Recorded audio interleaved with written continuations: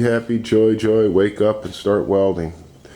Got the test weld completed for the Digs, Fossils, and Knives project here, and so I did the preheat, got it up to 600, welded it, then I got it up to 1200, let it cool down, then I ground down the weld very quickly and aggressively. I wouldn't do this to the final product.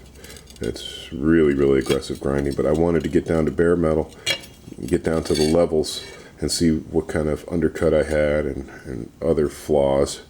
I don't see really any porosity. Obviously don't see any cracking yet. I'm going to wait about 8 hours and look at it again. But I wanted to get this test done first thing this morning, so because I got to move on to making shell preppers and grid boards, which is very messy and totally unrelated to welding. So therefore, not quite as interesting.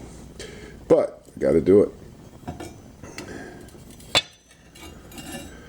But yes, in terms of strength, I have no doubt that this is really strong. But in terms of aesthetics, it's really bad. The undercut on the pipe, the little bits of undercut on the blade, the undercut on the blade over here, just looks hideous.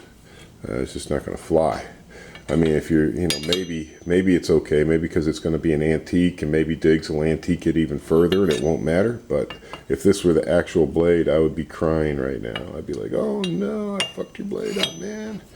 Anyway, the plan is that after a day of just letting this sit around so I can look for cold cracking, which shows up later, not like right away, I'm going to clamp it in the vise like this, and then I'm going to beat on the pipe and see if I can get the weld to crack.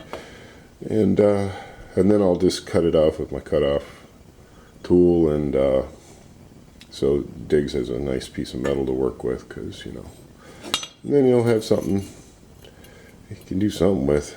A lot of heavy grinding marks in it. Sorry about that. I just had to see the metal, so I was not doing a lot of real finesse work there.